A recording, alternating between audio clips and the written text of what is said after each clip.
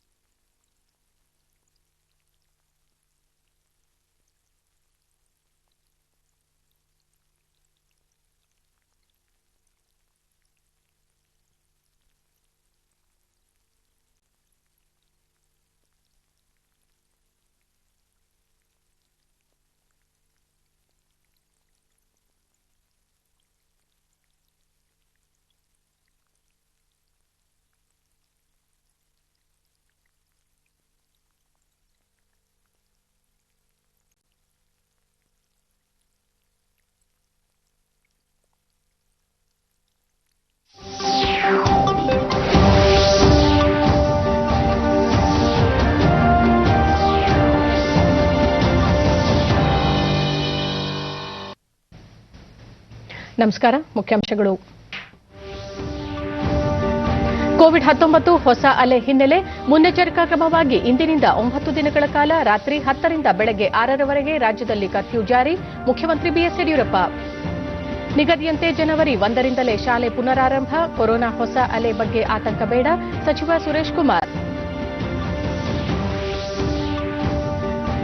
ಇಂದು ರಾಷ್ಟ್ರೀಯ ರೈತ ದಿನ. ರೈತರ ಅಭ್ಯುದಯಕ್ಕೆ ಸುಧಾರಣಾ ಕ್ರಮಗಳ ಜಾರಿ. ಕೃಷಿಕರ ಸಮಸ್ಯೆ ಪರಿಹಾರಕ್ಕೆ ಸರ್ಕಾರ ಸಂವೇದನೆಯೊಂದಿಗೆ ಸ್ಪಂದನೆ. ರಾಜನಾಥ್ ಸಿಂಗ್. ಸೂಕ್ಷ್ಮ ಆರೋಗ್ಯ ಸಮಸ್ಯೆ ಸಮೂಹಕ್ಕೆ ಕೊರೋನಾ ಲಸಿಕೆ ವಿತರಣೆ ಮೊದಲ ಆದ್ಯತೆ. ಕೇಂದ್ರ ಆರೋಗ್ಯ ಸಚಿವಾಲಯದಿಂದ ಕಾರ್ಯಯೋಜನೆ ಜಾರಿ. ವಾರ್ತೆಗಳ ವಿವರ. ಬ್ರಿಟನ್ನಲ್ಲಿ ಕೊರೋನಾದ ಹೊಸ ಅಲೆ ಕಾಣಿಸಿಕೊಂಡಿರುವ ಹಿನ್ನೆಲೆಯಲ್ಲಿ ರಾಜ್ಯದಲ್ಲೂ ಕಟ್ಟೆಚ್ಚರ ವಹಿಸಲಾಗಿದ್ದು, ಇಂದಿನಿಂದ 9 ದಿನಗಳ ಕಾಲ ರಾತ್ರಿ ಕರ್ಫ್ಯೂ ಜಾರಿಗೊಳಿಸಲಾಗಿದೆ. ಬೆಂಗಳೂರಿನಲ್ಲಿಂದು ಮುಖ್ಯಮಂತ್ರಿ ಬಿಎಸ್ ಯಡಿಯೂರಪ್ಪ ಈ ಮಾಹಿತಿ ನೀಡಿ, ರಾಜ್ಯಾದ್ಯಂತ ರಾತ್ರಿ 10 ಗಂಟೆಯಿಂದ ಬೆಳಗ್ಗೆ 6 ಗಂಟೆಯವರೆಗೆ ನಿಷೇಧಾಜ್ಞೆ ಜಾರಿಗೊಳಿಸಲಾಗಿದೆ. ಕೋವಿಡ್-19 ತಡೆ ನಿಟ್ಟಿನಲ್ಲಿ ಸಾರ್ವಜನಿಕರು ಎಲ್ಲಾ ರೀತಿಯ ಸಹಕಾರ ನೀಡಬೇಕೆಂದು ಮನವಿ ಮಾಡಿದ್ದಾರೆ. ವಿದೇಶದಿಂದ ಆಗಮಿಸುವ ಪ್ರತಿಯೊಬ್ಬರಿಗೂ ಕೋವಿಡ್ ಸೋಂಕು ಪರೀಕ್ಷೆ ಕಡ್ಡಾಯವಾಗಿದ್ದು, ಎಲ್ಲ ಪ್ರಯಾಣಿಸಲಿ ಈ ಕುರಿತ ಪ್ರಯಾಣ ಪತ್ರವನ್ನು ಹೊಂದುವುದು ಅಗತ್ಯವಾಗಿದೆ. ಅಗತ್ಯ ಸೇವೆಗಳನ್ನು ಹೊರತುಪಡಿಸಿ ಇತರೆ ವ್ಯಾಪಾರ ವಹಿವಾಟುಗಳನ್ನು ಬಂದ್ ಮಾಡಬೇಕು. ಜನವರಿ 2ರ ಬೆಳಗ್ಗೆ 6 ಗಂಟೆಯವರೆಗೆ ಈ ನಿಷೇಧಾಜ್ಞೆ ರಾಜ್ಯಾದ್ಯಂತ ಜಾರಿಯಲ್ಲಿರುತ್ತದೆ ಎಂದು ಮುಖ್ಯಮಂತ್ರಿ ತಿಳಿಸಿದರು. ಹೊರದೇಶದಿಂದ ಬರುವ ಪ್ರಯಾಣಿಕರಿಗಾಗಿ ವಿಮಾನ ನಿಲ್ದಾಣದಲ್ಲಿಯೇ ಪರೀಕ್ಷಾ ವ್ಯವಸ್ಥೆ ಕಲ್ಪಿಸಲಾಗಿದೆ ಎಂದರು. ಅದರ ಆಧಾರದಲ್ಲಿ ಜನತೆಯ ಅಭಿವೃದ್ಧಿಯ ಆಶೋತ್ತರಗಳನ್ನು ಮತ್ತು ಸಾಧನೆಯ ಮಾರ್ಗವನ್ನು ಹೇಗೆ ರೂಪಿಸಿಕೊಳ್ಳಬೇಕು ಎಂಬ ವಿಚಾರವನ್ನು ಕ್ರಿಯಾಯೋಜನೆ ಒಳಗೊಂಡಿದೆ. ಮುಂದಿನ 10 ವರ್ಷಗಳ ಕಾಲ ರಾಜ್ಯದಲ್ಲಿ ಸುಸ್ಥಿರ ಅಭಿವೃದ್ಧಿಯನ್ನು ಖಾತರಿಪಡಿಸಲು ಮತ್ತು ಅಭಿವೃದ್ಧಿ ಪಥದಲ್ಲಿ ಮುನ್ನಡೆಯಲು ಪೂರಕವಾದ ಮಾರ್ಗಸೂಚಿ ಯೋಜನೆಗಳನ್ನು ಈ ಕ್ರಿಯಾಯೋಜನೆ ವಿಸ್ತರಿಸುತ್ತಿದೆ. ಪ್ರಧಾನವಾಗಿ ಎಲ್ಲರನ್ನು ಒಳಗೊಳ್ಳುವ ಅಭಿವೃದ್ಧಿ ದೃಷ್ಟಿಕೋನವನ್ನು ಅನುಷ್ಠಾನಕ್ಕೆ ತರುವುದರಲ್ಲಿ ಸಹಕಾರಿಯಾಗಿದೆ. ಈ ಕ್ರಿಯಾಯೋಜನೆಯನ್ನು ಶ್ರಮಿಸಿರುವ ಎಲ್ಲ ಇಲಾಖೆಯ ಹಿರಿಯ ಅಧಿಕಾರಿಗಳು, ಸಿಬ್ಬಂದಿಗಳು ಮತ್ತು ತಜ್ಞರನ್ನು ನಾನು ಅಭಿನಂದಿಸಿದೆ. ವಿಶೇಷವಾಗಿ ಯೋಜನಾ ಕಾರ್ಯಕ್ರಮ ಸಂಯೋಜನಾ ಹಾಗೂ ಸಾಂಸ್ಥಿಕ ಇಲಾಖೆ ಅಧಿಕಾರಿಗಳ ಶ್ರಮ ಮೆಚ್ಚತಕ್ಕಂಥದ್ದು. 2030ರ ವೇಳೆಗೆ ಕರ್ನಾಟಕ ರಾಜ್ಯ ಸುಸ್ಥಿರ ಅಭಿವೃದ್ಧಿ ಗುರಿಯನ್ನು ಹೇಗೆ ಸಾಧಿಸಬೇಕು ಎಂಬುದಕ್ಕೆ ಕ್ರಿಯಾಯೋಜನೆ ದಿಕ್ಸೂಚಿಯಾಗಿದೆ. ಬ್ರಿಟನ್ನಲ್ಲಿ ಕೋವಿಡ್-19 ಹೊಸ ಅಲೆ ಕಾಣಿಸಿಕೊಂಡಿರುವ ಹಿನ್ನೆಲೆಯಲ್ಲಿ ರಾಜ್ಯದಲ್ಲೂ ಈ ಬಗ್ಗೆ ಆತಂಕ ಮೂಡಿರುವ ಕಾರಣ ಆರೋಗ್ಯ ಹಾಗೂ ವೈದ್ಯಕೀಯ ಶಿಕ್ಷಣ ಸಚಿವ ಡಾ ಕೆ ಸುಧಾಕರ್ ಬೆಂಗಳೂರಿನಲ್ಲಿಂದು ತಾಂತ್ರಿಕ ಸಲಹಾ ಸಮಿತಿ ಸದಸ್ಯರೊಂದಿಗೆ ತುರ್ತು ಸಭೆ ನಡೆಸಿದರು. ಸಭೆಯ ಬಳಿಕ ಅವರು ಕೊರೋನಾದ ಹೊಸ ಅಲೆಯೊಂದು ವ್ಯಾಪಿಸಿರುವ ಕುರಿತು ಎಲ್ಲೆಡೆ ಚರ್ಚೆಯಾಗುತ್ತಿದೆ. ಈ ಕಾರಣ ತಾಂತ್ರಿಕ ಸಲಹಾ ಸಮಿತಿ ತಜ್ಞರೊಂದಿಗೆ ಚರ್ಚಿಸಿ ಕೆಲ ಸಲಹೆಗಳನ್ನು ಪಡೆಯಲಾಗಿದೆ.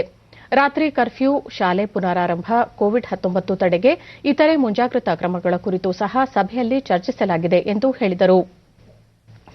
ತಾಂತ್ರಿಕ ಸಲಹಾ ಸಮಿತಿ ಸಭೆಯಲ್ಲಿ ಚರ್ಚಿತ ವಿಷಯಗಳು, ಸಲಹೆಗಳ ಕುರಿತು ಮುಖ್ಯಮಂತ್ರಿ ಅವರೊಂದಿಗೆ ಚರ್ಚಿಸಿ ಮುಂದಿನ ನಿರ್ಧಾರ ಕೈಗೊಳ್ಳುವುದಾಗಿ ಸುಧಾಕರ್ ಹೇಳಿದ್ದಾರೆ. ಪೂರ್ವ ನಿಗದಿಯಂತೆ ರಾಜ್ಯಾದ್ಯಂತ ಜನವರಿ 1ರಿಂದ ಶಾಲೆಗಳು ಆರಂಭವಾಗಲಿದ್ದು 10 ಮತ್ತು 12ನೇ ತರಗತಿಗಳು ನಡೆಯಲಿವೆ ಎಂದು ಪ್ರಾಥಮಿಕ ಮತ್ತು ಪ್ರೌಢಶಿಕ್ಷಣ ಸಚಿವ ಎಸ್. ಸುರೇಶ್ಕುಮಾರ್ ಬೆಂಗಳೂರಿನಲ್ಲಿಂದು ತಿಳಿಸಿದ್ದಾರೆ. ತರಗತಿ ಆರಂಭದ ವೇಳೆ ಪ್ರಮಾಣಿತ ಕಾರ್ಯಾಚರಣೆ ವಿಧಾನವನ್ನು ಕಟ್ಟುನಿಟ್ಟಾಗಿ ಅನುಸರಿಸಲು ಸೂಚಿಸಲಾಗಿದೆ. ಕೊರೋನಾ 2ನೇ ಅಲೆಯ ಬಗ್ಗೆ ಪರಾಮರ್ಶಿಸಿ ಕೂಲಂಕುಷವಾಗಿ ಪರಿಶೀಲಿಸಿ ಅಗತ್ಯ ಕ್ರಮ ಕೈಗೊಳ್ಳಲಾಗುತ್ತದೆ. ಕೇಂದ್ರ ಸಚಿವರು ಸಹ ಆತಂಕ ಪಡುವ ಅಗತ್ಯವಿಲ್ಲ ಎಂದು ಎಲ್ಲಾ ರಾಜ್ಯಗಳಿಗೆ ಸೂಚಿಸಿದ್ದಾರೆ. ಆದಾಗ್ಯೂ ಎಲ್ಲಾ ರೀತಿಯ ಮುನ್ನೆಚ್ಚರಿಕೆ ಕ್ರಮಗಳನ್ನು ಕೈಗೊಳ್ಳಲಾಗುವುದು ಎಂದು ಹೇಳಿದ್ದಾರೆ. ಜನವರಿ 1ನೇ ತಾರೀಕಿಂದ ನಮ್ಮ ಈ ತರಗತಿಗಳನ್ನ ಪ್ರಾರಂಭ ಮಾಡ್ತಾ ಇದ್ದೀವಿ.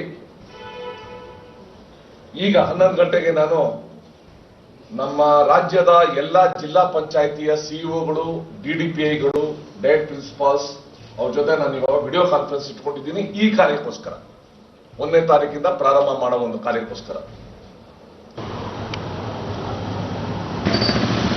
ಇದಕ್ಕೂ ಮುನ್ನ ಅವರು ಬೆಂಗಳೂರಿನಲ್ಲಿರುವ ಸರ್ಕಾರಿ ಅಲ್ಪಸಂಖ್ಯಾತರ ವಿಕೆಒ ಪಿಯು ಕಾಲೇಜಿಗೆ ಭೇಟಿ ನೀಡಿ ಪರಿಶೀಲನೆ ನಡೆಸಿದರು.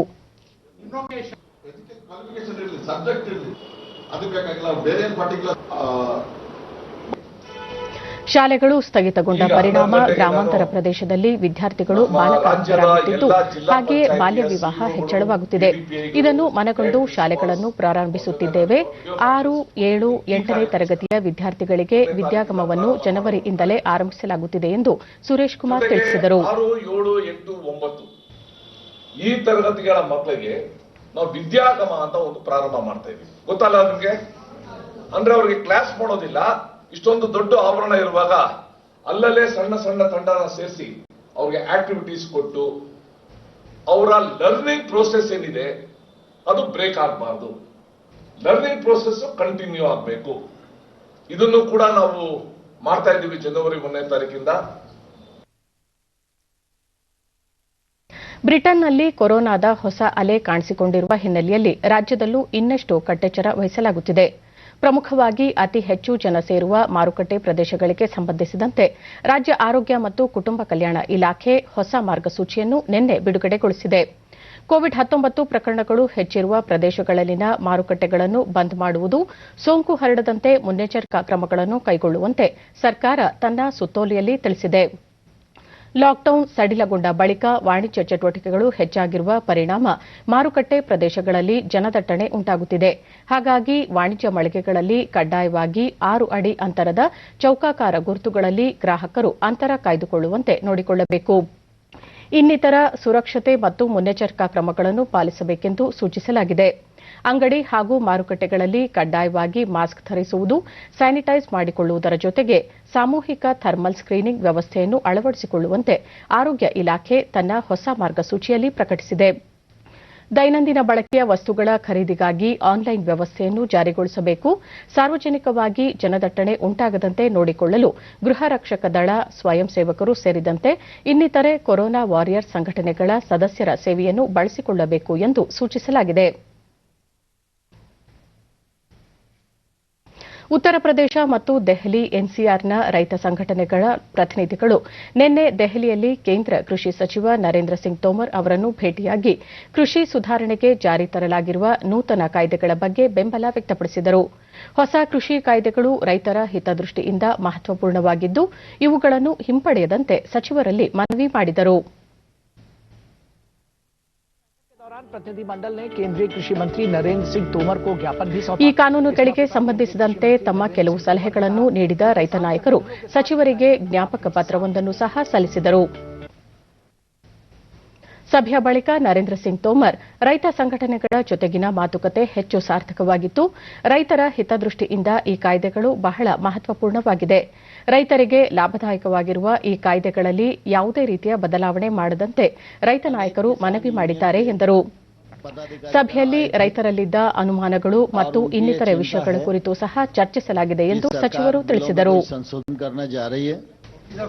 उन्होंने कहा कि ये बिल किसानों की दृष्टि से बहुत कारगर हैं, किसानों के लिए फायदे में हैं और बिल में किसी भी प्रकार का परिवर्तन नहीं किया जाना चाहिए, ये मांग करने के लिए वो आए थे. उन्होंने अपनी बात भी की, उनके मन में जो भ्रांति थी और बाकी जो समस्याएं थी उन पर भी चर्चा हुई. मैं मंत्रालय की ओर से इन सभी किसान यूनियनों का आभार प्रकट करता हूं जो बिल के समर्थन में दिल्ली आए. ಇಂದು ರಾಷ್ಟ್ರೀಯ ರೈತ ದಿನ. ರೈತ ದೇಶದ ಬೆನ್ನೆಲುಬು ಎಂದೇ ಹೇಳಲಾಗುತ್ತದೆ. ಭಾರತದ ಮಾಜಿ ಪ್ರಧಾನಿ ದಿವಂಗತ ಚೌಧರಿ ಚರಣ್ ಸಿಂಗ್ ಅವರು ತಮ್ಮ ಅಧಿಕಾರಾವಧಿಯಲ್ಲಿ ಕೃಷಿ ಹಾಗೂ ಕೃಷಿಕನ ಕಲ್ಯಾಣಕ್ಕಾಗಿ ಹಲವಾರು ಸುಧಾರಣಾ ಕ್ರಮಗಳನ್ನು ಜಾರಿಗೊಳಿಸಿದ್ದರು. ಅಂತೆಯೇ ಇಂದು ಅವರ ಜನ್ಮದಿನವನ್ನು ದೇಶಾದ್ಯಂತ ರಾಷ್ಟ್ರೀಯ ರೈತ ದಿನವನ್ನಾಗಿ ಆಚರಿಸಲಾಗುತ್ತಿದೆ. ದೇಶಕ್ಕೆ ಅನ್ನ ನೀಡುವ ರೈತ ಬಂಧುಗಳನ್ನು ಗೌರವಿಸುವ ಈ ದಿನದ ಅಂಗವಾಗಿ ಅನೇಕ ಕಾರ್ಯಕ್ರಮಗಳನ್ನು ಆಯೋಜಿಸುವ ಮೂಲಕ ಕೃಷಿಕರ ಕೊಡುಗೆಯನ್ನು ಸ್ಮರಿಸಲಾಗುತ್ತದೆ. ರೈತ ದಿನದ ಅಂಗವಾಗಿ ಅನೇಕ ಗಣ್ಯರು ದೇಶದ ಅನ್ನದಾತನಿಗೆ ಶುಭ ಕೋರಿದ್ದಾರೆ. ಉಪರಾಷ್ಟಪತಿ ಎಂ ವೆಂಕಯ್ಯನಾಯ್ಡು ದೇಶದ ಮಾಜಿ ಪ್ರಧಾನಿ ದಿವಂಗತ ಚೌಧರಿ ಚರಣ್ ಸಿಂಗ್ ಅವರ ಜಯಂತಿಯ ಈ ದಿನವನ್ನು ರೈತ ದಿನವನ್ನಾಗಿ ಆಚರಿಸಲಾಗುತ್ತಿದೆ. ರೈತರ ಕಲ್ಯಾಣಕ್ಕಾಗಿ ಚರಣ್ ಸಿಂಗ್ ಮಹತ್ವದ ಕಾರ್ಯ ಮಾಡಿದ್ದು ದೇಶದ ಅನ್ನದಾತನಿಗೆ ಗೌರವ ನಮನ ಸಲ್ಲಿಸುತ್ತೇನೆ ಎಂದು ಟ್ವೀಟ್ನಲ್ಲಿ ತಿಳಿಸಿದ್ದಾರೆ. ಪ್ರಧಾನಿ ನರೇಂದ್ರ ಮೋದಿ ತಮ್ಮ ಟ್ವೀಟ್ ಸಂದೇಶದಲ್ಲಿ ಮಾಜಿ ಪ್ರಧಾನಿ ಚೌಧರಿ ಚರಣ್ ಸಿಂಗ್ ಅವರು ಸದಾ ಸ್ಮರಣೀಯ, ತಮ್ಮ ಜೀವನದುದ್ದಕ್ಕೂ ಹಳ್ಳಿಗಳು ಮತ್ತು ರೈತರ ಅಭಿವೃದ್ಧಿಗೆ ಶ್ರದ್ಧೆ ಹೊಂದಿದ್ದರು ಎಂದು ಹೇಳಿದ್ದಾರೆ. ರಕ್ಷಣಾ ಸಚಿವ ರಾಜನಾಥ್ ಸಿಂಗ್ ರೈತ ದಿನದ ಅಂಗವಾಗಿ ದೇಶದ ಎಲ್ಲ ಅನ್ನದಾತರನ್ನು ಅಭಿನಂದಿಸುತ್ತೇನೆ. ರೈತರು ದೇಶಕ್ಕೆ ಸುರಕ್ಷಾ ಕವಚ ಇದ್ದಂತೆ. ಕೃಷಿ ಕಾನೂನುಗಳಿಗೆ ಸಂಬಂಧಿಸಿದಂತೆ ಕೆಲ ರೈತರು ಪ್ರತಿಭಟನೆ ನಡೆಸುತ್ತಿದ್ದು, ಸರ್ಕಾರ ಸಂವೇದನೆಯೊಂದಿಗೆ ಮಾತುಕತೆಗೆ ಸದಾ ಸಿದ್ದವಿದೆ. ಆದಷ್ಟು ಬೇಗ ರೈತರು ತಮ್ಮ ಪ್ರತಿಭಟನೆ ಹಿಂಪಡೆಯುವ ವಿಶ್ವಾಸ ತಮಗಿದೆ ಎಂದು ಟ್ವೀಟ್ ಮಾಡಿದ್ದಾರೆ. ಸಚಿವ ಪ್ರಹ್ಲಾದ್ ಜೋಶಿ ಸಂಸತ್ತಿನಲ್ಲಿ ಚೌಧರಿ ಚರಣ್ ಸಿಂಗ್ ಅವರಿಗೆ ಗೌರವ ಸಮರ್ಪಿಸಿದರು. ಚರಣ್ ಸಿಂಗ್ ನಿಜವಾದ ರೈತ ನಾಯಕರಾಗಿದ್ದು ಎಲ್ಲರಿಗೂ ಪ್ರೇರಣೆಯಾಗಿದ್ದಾರೆ. ರೈತ ದಿನಾಚರಣೆಯ ಈ ಸಂದರ್ಭದಲ್ಲಿ ದೇಶದ ಬೆನ್ನೆಲುಬಾಗಿರುವ ಅನ್ನದಾತರಿಗೆ ಶುಭ ಹಾರೈಕೆಗಳು. ಕೃಷಿ ಪ್ರಧಾನವಾದ ದೇಶದ ಹಿತ ಅನ್ನದಾತನ ಹಿತದಲ್ಲೇ ಅಡಗಿದೆ ಎಂದು ಹೇಳಿದ್ದಾರೆ. ಮುಖ್ಯಮಂತ್ರಿ ಬಿಎಸ್ ಯಡಿಯೂರಪ್ಪ ದೇಶದ ಕೃಷಿಕರ ಸಮಸ್ಯೆಗಳಿಗೆ ದನಿಯಾದ ಮಾಜಿ ಪ್ರಧಾನಿ ದಿವಂಗತ ಚೌಧರಿ ಚರಣ್ ಸಿಂಗ್ ಅವರ ಜನ್ಮದಿನದಂದು ಎಲ್ಲಾ ರೈತ ಬಾಂಧವರಿಗೆ ರಾಷ್ಟ್ರೀಯ ರೈತ ದಿನದ ಶುಭಕಾಮನೆಗಳು. ಕೃಷಿ ಪ್ರಧಾನವಾದ ನಮ್ಮ ದೇಶದ ಹಿತ ಅನ್ನದಾತನ ಹಿತದಲ್ಲೇ ಅಡಗಿದೆ ಎಂದು ತಮ್ಮ ಟ್ವೀಟ್ ಸಂದೇಶದಲ್ಲಿ ತಿಳಿಸಿದ್ದಾರೆ. ಕೃಷಿ ಸಚಿವ ಬಿಸಿ ಪಾಟೀಲ್ ನಾಡಿನ ರೈತರಿಗೆ ರೈತ ದಿನದ ಶುಭಾಶಯಗಳು. ಭೂತಾಯಿಯ ಚೊಚ್ಚಲ ಮಗ, ನಿಸ್ವಾರ್ಥ ಶ್ರಮಿಕ, ರೈತ ಕುಲಕೋಟಿಗೆ ವಂದನೆಗಳು ಎಂದು ಟ್ವೀಟ್ ಮಾಡಿದ್ದಾರೆ. ಲೋಕೋಪಯೋಗಿ ಇಲಾಖೆಯಲ್ಲಿ ಖಾಲಿ ಇರುವ ಕಿರಿಯ ಇಂಜಿನಿಯರ್ ಮತ್ತು ಸಹಾಯಕ ಇಂಜಿನಿಯರ್ಗಳ ಸುಮಾರು 990 ಹುದ್ದೆಗಳನ್ನು ತಾತ್ಕಾಲಿಕವಾಗಿ ಹೊರಗುತ್ತಿಗೆ ಆಧಾರದ ಮೇಲೆ ನೇಮಕ ಮಾಡಿಕೊಳ್ಳಲು ಒಪ್ಪಿಗೆ ನೀಡಲಾಗಿದೆ ಎಂದು ಉಪಮುಖ್ಯಮಂತ್ರಿ ಗೋವಿಂದ ಕಾರಜೋಳ ಧಾರವಾಡದಲ್ಲಿ ನಿನ್ನೆ ತಿಳಿಸಿದ್ದಾರೆ. ಇಲಾಖಾ ಪ್ರಗತಿ ಪರಿಶೀಲನಾ ಸಭೆಯ ಬಳಿಕ ಮಾತನಾಡಿದ ಅವರು, ಲೋಕೋಪಯೋಗಿ ಇಲಾಖೆಯಲ್ಲಿ ಇಂಜಿನಿಯರ್ಗಳ ಕೊರತೆ ನೀಗಿಸುವ ನಿಟ್ಟಿನಲ್ಲಿ ಹೊರಗುತ್ತಿಗೆ ಆಧಾರದ ಮೇಲೆ ಅರ್ಹ ಇಂಜಿನಿಯರ್ಗಳನ್ನು ನೇಮಕ ಮಾಡಿಕೊಳ್ಳಲು ಸೂಚಿಸಲಾಗಿದ್ದು, ಸರ್ಕಾರದ ಅಧಿಕೃತ ಮಾನವ ಸಂಪನ್ಮೂಲ ಏಜೆನ್ಸಿಗಳಿಗೆ ಆದ್ಯತೆ ನೀಡಲಾಗುತ್ತದೆ. ಇದರಿಂದ ಸ್ಥಳೀಯ ಅರ್ಹ ಇಂಜಿನಿಯರ್ಗಳಿಗೆ ತಾತ್ಕಾಲಿಕವಾಗಿ ಉದ್ಯೋಗ ಕಲ್ಪಿಸಿದಂತಾಗುತ್ತದೆ ಎಂದರು. 2019-20 ಸಾಲಿನ ಪ್ರವಾಹದಿಂದಾಗಿ ಸುಮಾರು 60,000 ಕೋಟಿ ರೂಪಾಯಿ ಮೌಲ್ಯದ ಆಸ್ತಿಗೆ ಹಾನಿಯುಂಟಾಗಿದ್ದು, ಪರಿಹಾರ ಕಾರ್ಯ ಹಾಗೂ ಕಾಮಗಾರಿಗಳು ನಿರಂತರವಾಗಿ ಸಾಗಿವೆ ಎಂದು ವಿವರಿಸಿದರು. ಈ ಮಧ್ಯೆ ಸಾರ್ವತ್ರಿಕ ಗ್ರಾಮ ಪಂಚಾಯತ್ ಚುನಾವಣೆ ಮುಗಿದ ಬಳಿಕ ವಿಜಯಪುರ ಹೊರವಲಯದ ಬುರಾನಾಪುರದಲ್ಲಿ ಸುಮಾರು 220 ಕೋಟಿ ರೂಪಾಯಿ ವೆಚ್ಚದಲ್ಲಿ ವಿಮಾನ ನಿಲ್ದಾಣಕ್ಕೆ ಭೂಮಿ ಪೂಜೆ ನೆರವೇರಿಸಲಾಗುವುದು ಎಂದರು. ಜಮ್ಮು ಕಾಶ್ಮೀರ ಕೇಂದ್ರಾಡಳಿತ ಪ್ರದೇಶದಲ್ಲಿ ಜಿಲ್ಲಾ ಅಭಿವೃದ್ಧಿ ಪರಿಷತ್ ಡಿಸಿಸಿಗೆ ನಡೆದ ಚುನಾವಣೆಯಲ್ಲಿ ಭಾರತೀಯ ಜನತಾ ಪಕ್ಷ ಬಿಜೆಪಿ ಭಾರೀ ಗೆಲುವಿನತ್ತ ಮುನ್ನಡೆದಿದೆ. ಒಟ್ಟು 280 ಸ್ಥಾನಗಳಿಗೆ ನಡೆದ ಚುನಾವಣೆಯಲ್ಲಿ ಈಗಾಗಲೇ 244 ಕ್ಷೇತ್ರಗಳ ಫಲಿತಾಂಶ ಪ್ರಕಟಗೊಂಡಿದೆ. ಈ ಪೈಕಿ ಬಿಜೆಪಿ 70 ಸ್ಥಾನಗಳನ್ನು ಗೆದ್ದು ಮೇಲುಗೈ ಸಾಧಿಸಿದ್ದರೆ ಜಮ್ಮು ಕಾಶ್ಮೀರ ನ್ಯಾಷನಲ್ ಕಾನ್ಫರೆನ್ಸ್ ಪಕ್ಷ 56 ಸ್ಥಾನಗಳಲ್ಲಿ ಜಯ ಸಾಧಿಸಿದೆ. ಪಕ್ಷೇತರರು 43 ಸ್ಥಾನಗಳಲ್ಲಿ ಜಯಗಳಿಸಿದ್ದರೆ ಮೆಹಬೂಬಾ ಮುಫ್ತಿ ಅವರ ಪೀಪಲ್ಸ್ ಡೆಮಾಕ್ರೆಟಿಕ್ ಪಕ್ಷ ಕೇವಲ 26 ಸ್ಥಾನಗಳಲ್ಲಿ ಗೆಲುವು ಸಾಧಿಸಿದೆ. ಉಳಿದಂತೆ ಕಾಂಗ್ರೆಸ್ 21ರಲ್ಲಿ ಗೆಲುವು ಪಡೆದಿದ್ದರೆ ಜಮ್ಮು ಕಾಶ್ಮೀರ ಅಪ್ನಿ ಪಾರ್ಟಿ 10 ಸ್ಥಾನಗಳಲ್ಲಿ ಜಯ ಗಳಿಸಿದೆ. ಸಿಪಿಐಎಂ 6 ಸ್ಥಾನ, ಜಮ್ಮು ಕಾಶ್ಮೀರ ಪೀಪಲ್ಸ್ ಕಾನ್ಫರೆನ್ಸ್ 5 ಸ್ಥಾನ, ಜೆಕೆಪಿಎಂ 3 ಸ್ಥಾನ, Jammu Kashmir national panthers party 2 ಸ್ಥಾನ ಹಾಗೂ ಪಿಡಿಎಫ್ ಮತ್ತು ಬಹುಜನ ಸಮಾಜ ಪಕ್ಷ ತಲಾ 1 ಸ್ಥಾನಗಳನ್ನು ಗೆದ್ದುಕೊಂಡಿವೆ. एक सीट पर जीत हासिल की. बांदीपुरा पुलवामा की 3 सीटों पर शानदार जीत दर्ज कर चुकी है.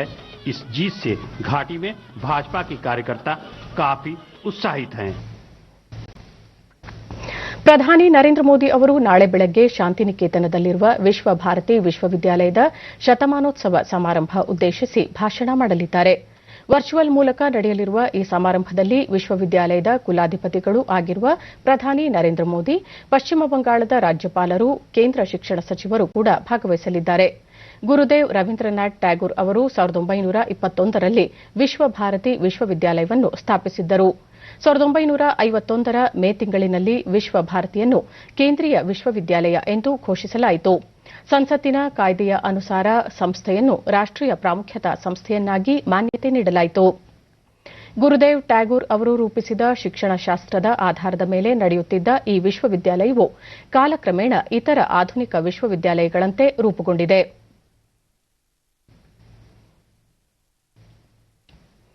ಕೋವಿಡ್-19 ಎರಡನೇ ಅಲೆ ಆತಂಕದ ಹಿನ್ನೆಲೆಯಲ್ಲಿ ರಾಜ್ಯಾದ್ಯಂತ ಇಂದಿನಿಂದ 9 ದಿನಗಳ ಕಾಲ ನಿಷೇಧಾಜ್ಞೆ ಜಾರಿಗೊಳಿಸಿರುವ ಬಗ್ಗೆ ಬೆಂಗಳೂರಿನಲ್ಲಿಂದು ಮುಖ್ಯಮಂತ್ರಿ ಬಿಎಸ್ ಯಡಿಯೂರಪ್ಪ ಸುದ್ದಿಗಾರರಿಗೆ ಮಾಹಿತಿ ನೀಡಿದರು.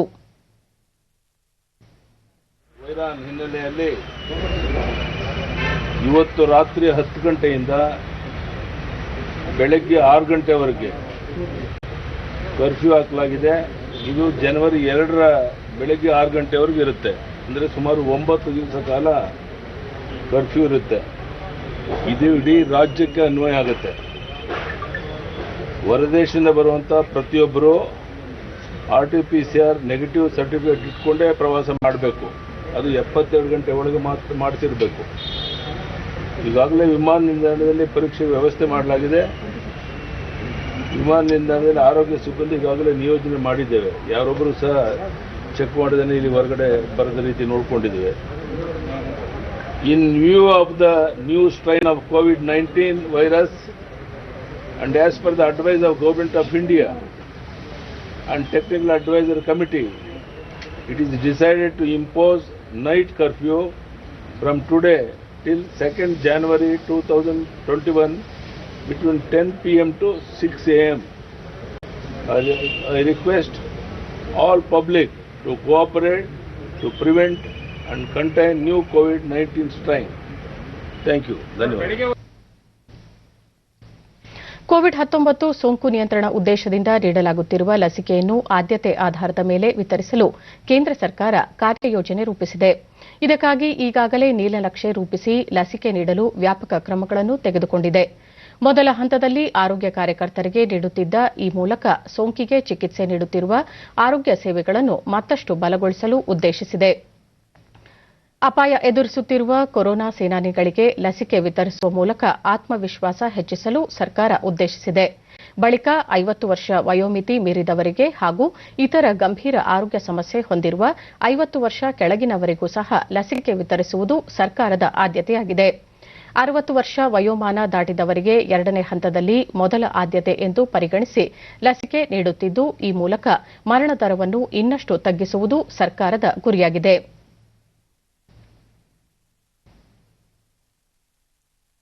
ದೇಶದಲ್ಲಿ ಕೋವಿಡ್-19 ಸೋಂಕು ಪ್ರಕರಣಗಳ ಸಂಖ್ಯೆಯಲ್ಲಿ ಗಣನೀಯ ಇಳಿಕೆ ಕಂಡುಬಂದಿದ್ದು, ಸಕ್ರಿಯ ಪ್ರಕರಣಗಳ ಸಂಖ್ಯೆ 3 ಲಕ್ಷದಿಂದ ಕೆಳಗಿಳಿದಿದೆ.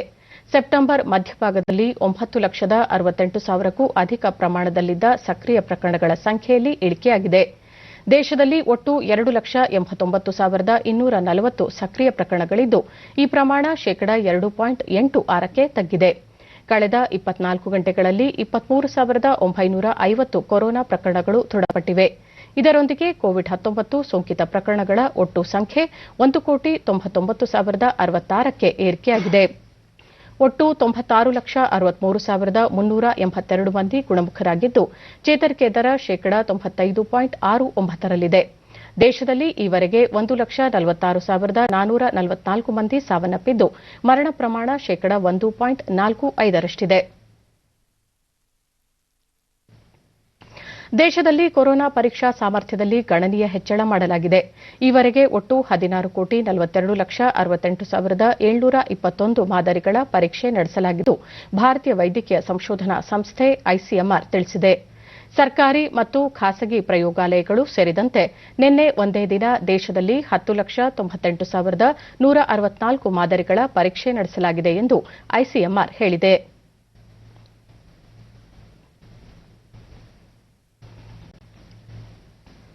ಕೊರೋನಾ ವೈರಸ್ನ ಹೊಸ ಸೋಂಕು ಪತ್ತೆಯಾಗಿರುವ ಬ್ರಿಟನ್ನಲ್ಲಿ ನಿನ್ನೆ ಹೆಚ್ಚು ಪ್ರಕರಣಗಳು ವರದಿಯಾಗಿದೆ. ಅಧಿಕೃತ ಅಂಕಿ ಅಂಶಗಳ ಪ್ರಕಾರ ಒಂದೇ ದಿನ 36,804 ಪ್ರಕರಣಗಳು ಪತ್ತೆಯಾಗಿದ್ದು, 691 ಮಂದಿ ಸಾವಿಗೀಡಾಗಿದ್ದಾರೆ. ಪ್ರಧಾನಿ ಬೋರಿಸ್ ಜಾನ್ಸನ್ ಹಾಗೂ ಅವರ ವೈಜ್ಞಾನಿಕ ಸಲಹೆಗಾರರು ಈಗಾಗಲೇ ಈ ಕುರಿತು ಮಾಹಿತಿ ನೀಡಿದ್ದು, ಈ ಹೊಸ ಸೋಂಕು ಶೇಕಡಾ 70ರಷ್ಟು ಹೆಚ್ಚು ವೇಗವಾಗಿ ಹರಡುತ್ತಿದೆ. ಆದರೆ ಇದು ಹೆಚ್ಚು ಅಪಾಯಕಾರಿ ಮತ್ತು ಗಂಭೀರ ಆರೋಗ್ಯ ಸಮಸ್ಯೆಗಳನ್ನು ಉಂಟುಮಾಡುವುದಿಲ್ಲ ಎಂದು ಹೇಳಿದ್ದರು. ಕ್ರಿಸ್ಮಸ್ಗೆ ಸಜ್ಜಾಗುತ್ತಿರುವ ಬ್ರಿಟನ್ನಲ್ಲಿ ಇದೀಗ ವ್ಯಾಪಕ ಮುನ್ನೆಚ್ಚರಿಕೆ ಕೈಗೊಳ್ಳಲಾಗಿದೆ. ಈ ಸಂಬಂಧ ನಿರ್ದಿಷ್ಟವಾಗಿ ಲಂಡನ್ ಹಾಗೂ ಆಗ್ನೇಯ ಲಂಡನ್ ಭಾಗದಲ್ಲಿ ನಿಯಂತ್ರಣ ಕ್ರಮಗಳನ್ನು ಬಿಗಿಗೊಳಿಸಲಾಗಿದೆ. ಗೃಹ ಕಾರ್ಯದರ್ಶಿ ಪ್ರೀತಿ ಪಟೇಲ್ ಮಾಹಿತಿ ನೀಡಿ, ಕ್ರಿಸ್ಮಸ್ ಸಂದರ್ಭದಲ್ಲಿ ಸೋಂಕು ನಿಯಂತ್ರಣ ಕ್ರಮಗಳನ್ನು ಉತ್ತೇಜಿಸಲು ಈಗಾಗಲೇ ಹಲವಾರು ಕ್ರಮಗಳನ್ನು ಕೈಗೊಳ್ಳಲಾಗಿದೆ. ಜನತೆ ಈ ಸಂದರ್ಭದಲ್ಲಿ ಹೆಚ್ಚಿನ ಮುತುವರ್ಜಿ ವಹಿಸಬೇಕು ಎಂದು ಸಲಹೆ ಮಾಡಿದ್ದಾರೆ.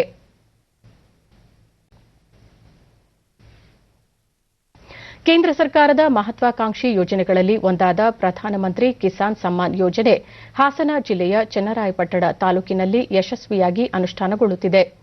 ತಾಲೂಕಿನಲ್ಲಿ ಒಟ್ಟಾರೆ 57,202 ರೈತರು ಯೋಜನೆಯ ಫಲಾನುಭವಕ್ಕೆ ಹೆಸರು ನೋಂದಾಯಿಸಿಕೊಂಡಿದ್ದು, ಈಗಾಗಲೇ ಹಲವು ರೈತರು ಇದರ ಲಾಭ ಪಡೆದುಕೊಂಡಿದ್ದಾರೆ.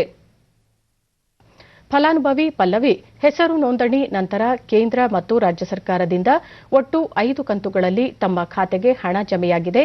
ಇದರಿಂದ ಕೃಷಿ ಚಟುವಟಿಕೆಗಳಿಗೆ ಸಾಕಷ್ಟು ಅನುಕೂಲವಾಗಿದೆ ಎಂದರು.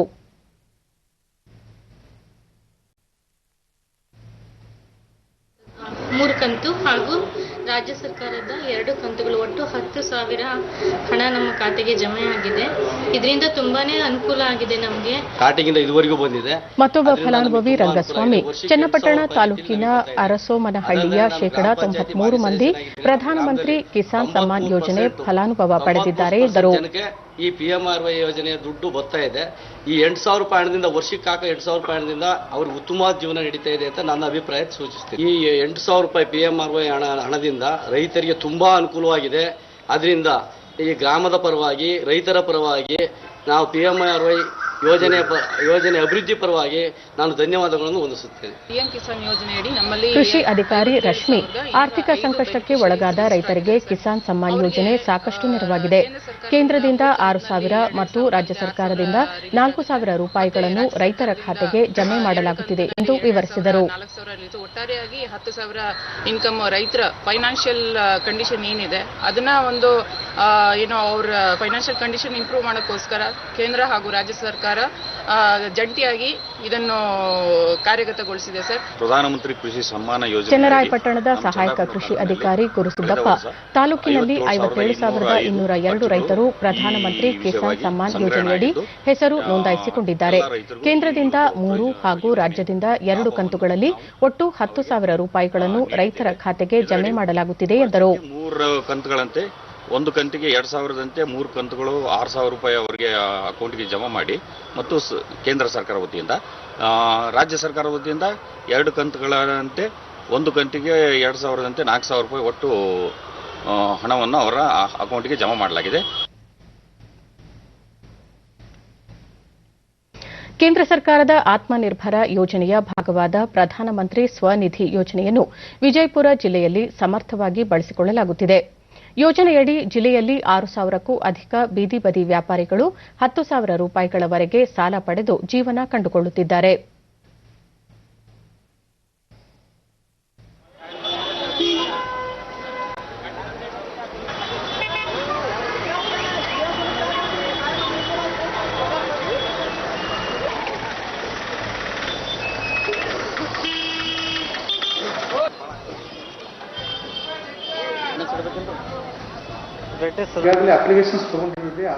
ವಿಜಯಪುರ ಜಿಲ್ಲಾಧಿಕಾರಿ ಪಿ ಸುನೀಲ್ ಕುಮಾರ್ ಸ್ವನಿಧಿ ಯೋಜನೆಯಡಿ 6,261 ವ್ಯಾಪಾರಿಗಳು ಸಾಲಕ್ಕಾಗಿ ಅರ್ಜಿ ಸಲ್ಲಿಸಿದ್ದಾರೆ. ಈ ಪೈಕಿ 3,772 ವ್ಯಾಪಾರಸ್ಥರಿಗೆ ಸಾಲ ಮಂಜೂರಾಗಿದ್ದು 1,645 ಜನರ ಖಾತೆಗೆ ಈಗಾಗಲೇ ಹಣ ಜಮೆ ಮಾಡಲಾಗಿದೆ. ಉಳಿದವರ ಸಾಲ ಮಂಜೂರಾತಿಗೆ ಬ್ಯಾಂಕ್ ಅಧಿಕಾರಿಗಳೊಂದಿಗೆ ನಿರಂತರ ಸಂಪರ್ಕದಲ್ಲಿರುವುದಾಗಿ ವಿವರಿಸಿದರು.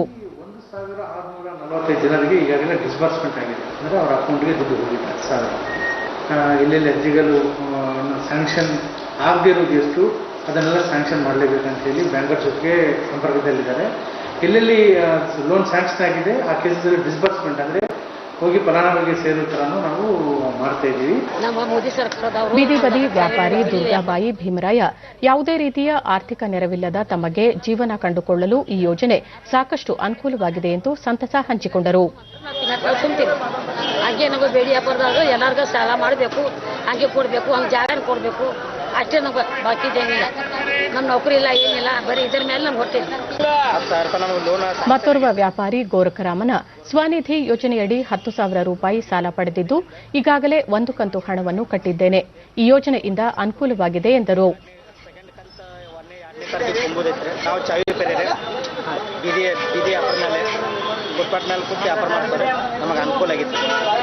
ಈಗ ಒಂದು ಕಂತು ತುಂಬಿನ್ರಿ, 2ನೇ ಕಂತಿನ ಸಲ 2 ತಾರೀಕಿಗೆ 5 ತಾರೀಕಿಗೆ ಒಳಗೆ ತುಂಬಿದ್ದಾರೆ. ಪಟ್ಟಣ ಮಾರಾಟ ಸಮಿತಿ ಸದಸ್ಯ ಯಲ್ಲಪ್ಪ ಘೋರ್ಪಣೆ ಪ್ರಧಾನಮಂತ್ರಿ ಸ್ವನಿಧಿ ಯೋಜನೆಯಡಿ ದೇಶಾದ್ಯಂತ 50 ಲಕ್ಷ ಹಾಗೂ ಕರ್ನಾಟಕದಲ್ಲಿ 6 ಲಕ್ಷ ಬೀದಿ ಬದಿ ವ್ಯಾಪಾರಸ್ಥರಿಗೆ 10,000 ರೂಪಾಯಿಗಳವರೆಗೆ ಸಾಲ ನೀಡುವ ಗುರಿ ಹೊಂದಲಾಗಿದೆ. ಜಿಲ್ಲೆಯಲ್ಲಿ 6,000ಕ್ಕೂ ಅಧಿಕ ವ್ಯಾಪಾರಿಗಳು ಸಾಲಕ್ಕೆ ಅರ್ಜಿ ಸಲ್ಲಿಸಿದ್ದಾರೆ ಎಂದು ತಿಳಿಸಿದರು.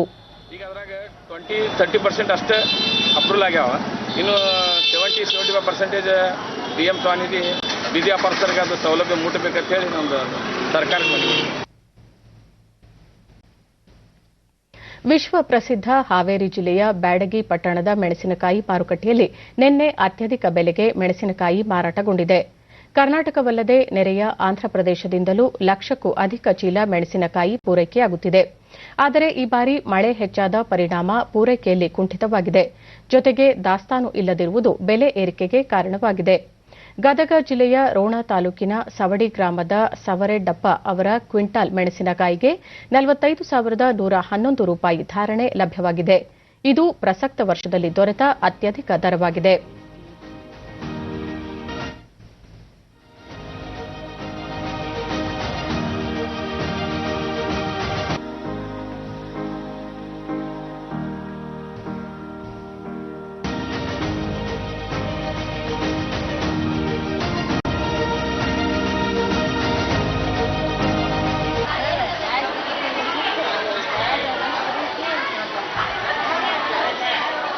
ಇಲ್ಲಿ ಟ್ರೇಡರ್ಸ್ಗಳು ಬಹಳ ಆಂಧ್ರಪ್ರದೇಶದ ರೈತ ಅಶೋಕ್ ಕುರುಬ ಉತ್ತಮ ಬೆಲೆ ದೊರೆಯುತ್ತದೆ ಎಂಬ ನಿರೀಕ್ಷೆಯೊಂದಿಗೆ ಮಾರುಕಟ್ಟೆಗೆ ಬ್ಯಾಡಗಿ ಮೆಣಸಿನಕಾಯಿ ತಂದಿದ್ದೇನೆ. ನಿರೀಕ್ಷೆಯಂತೆ ಉತ್ತಮ ಬೆಲೆ ದೊರೆತಿದೆ. ಹೆಚ್ಚಿನ ವ್ಯಾಪಾರಸ್ಥರು ಇಲ್ಲಿಗೆ ಬರುವುದರಿಂದ ಉತ್ತಮ ಬೆಲೆ ದೊರೆಯುತ್ತಿದೆ. ಈ ಟೆಂಡರ್ ವ್ಯವಸ್ಥೆಯಲ್ಲಿ ರೈತರ ಖಾತೆಗೆ ನೇರವಾಗಿ ಹಣ ಜಮೆ ಮಾಡುವುದರಿಂದ ರೈತರಿಗೆ ನೆರವಾಗಿದೆ ಎಂದರು. ಬ್ಯಾಡಿಗೆ ಮೆಣಸಿನಕಾಯಿ ಹಾಕಿವಿ. 2 ಎಕರೆ ಬ್ಯಾಡಿಗೆ ಮೆಣಸಿನಕಾಯಿ ಹಾಕೋದ್ರಿಂದ ಔಟ್ಲ 3 ಐಟಮ್ ಮಾಡಿವಿ. 3 ಐಟಮ್ನಾಗ ಒಂದು ಫಸ್ಟ್ ಕ್ವಾಲಿಟಿ 45,009 ರೂಪಾಯಿ ಹೋಯ್ತೆ, ಮತ್ತೆ 2ನೇ ಕ್ವಾಲಿಟಿ 25,000 ಹೋಯ್ತೆ, ಮತ್ತೆ 3ನೇ ಕ್ವಾಲಿಟಿ 1,609 ರೂಪಾಯಿ ಹೋಗಿದೆ.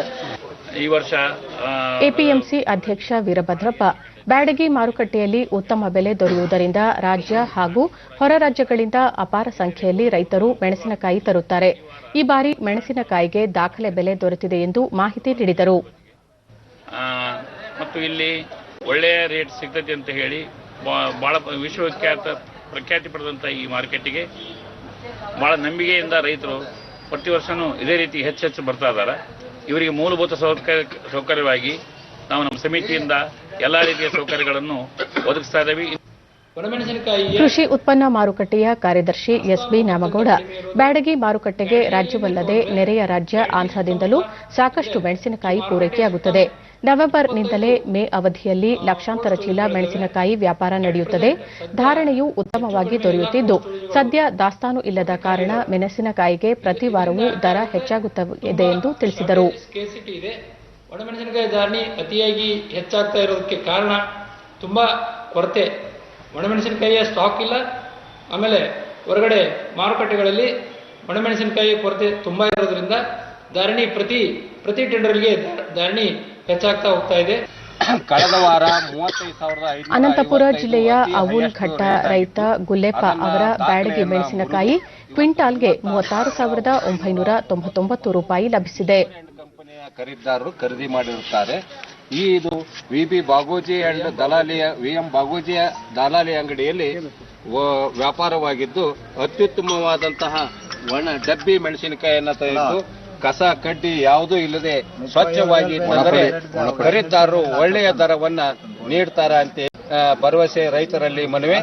ಇದು 28 ಚೀಲ ಲಾಟ್ ನಂಬರ್ 1 ದರ 36,699 ಈ ವರ್ಷದ ದಾಖಲೆಯ ದರವಾಗಿದ್ದು. ಕೊನೆಯಲ್ಲಿ ಮತ್ತೊಮ್ಮೆ ಮುಖ್ಯಾಂಶಗಳು. ಕೋವಿಡ್-19 ಹೊಸ ಅಲೆ ಹಿನ್ನೆಲೆ ಮುನ್ನೆಚ್ಚರಿಕಾ ಕ್ರಮವಾಗಿ ಇಂದಿನಿಂದ 9 ದಿನಗಳ ಕಾಲ ರಾತ್ರಿ 10ರಿಂದ ಬೆಳಗ್ಗೆ 6ರವರೆಗೆ ರಾಜ್ಯದಲ್ಲಿ ಕರ್ಫ್ಯೂ ಜಾರಿ. ಮುಖ್ಯಮಂತ್ರಿ ಬಿಎಸ್ ಯಡಿಯೂರಪ್ಪ. ನಿಗದಿಯಂತೆ ಜನವರಿ 1ರಿಂದಲೇ ಶಾಲೆ ಪುನರಾರಂಭ. ಕೊರೋನಾ ಹೊಸ ಅಲೆ ಬಗ್ಗೆ ಆತಂಕ ಬೇಡ. ಸಚಿವ ಸುರೇಶ್ ಕುಮಾರ್. ಇಂದು ರಾಷ್ಟ್ರೀಯ ರೈತ ದಿನ. ರೈತರ ಅಭ್ಯುದಯಕ್ಕೆ ಸುಧಾರಣಾ ಕ್ರಮಗಳ ಜಾರಿ. ಕೃಷಿಕರ ಸಮಸ್ಯೆ ಪರಿಹಾರಕ್ಕೆ ಸರ್ಕಾರ ಸಂವೇದನೆಯೊಂದಿಗೆ ಸ್ಪಂದನೆ. ರಾಜನಾಥ್ ಸಿಂಗ್. ಸೂಕ್ಷ್ಮ ಆರೋಗ್ಯ ಸಮಸ್ಯೆ ಸಮೂಹಕ್ಕೆ ಕೊರೋನಾ ಲಸಿಕೆ ವಿತರಣೆ ಮೊದಲ ಆದ್ಯತೆ. ಕೇಂದ್ರ ಆರೋಗ್ಯ ಸಚಿವಾಲಯದಿಂದ ಕಾರ್ಯಯೋಜನೆ ಜಾರಿ. ನಮ್ಮ ವಾರ್ತಾ ಪ್ರಸಾರವನ್ನು ನೀವು ಡಿಡಿ ಚಂದನ ನ್ಯೂಸ್ ಯೂಟ್ಯೂಬ್ ಚಾನೆಲ್ನಲ್ಲೂ ವೀಕ್ಷಿಸಬಹುದು. ನಮ್ಮ ಮುಂದಿನ ವಾರ್ತಾ ಪ್ರಸಾರ ಸಂಜೆ 4:30 ಡಿಡಿ ಚಂದನದಲ್ಲಿ. ನಮಸ್ಕಾರ.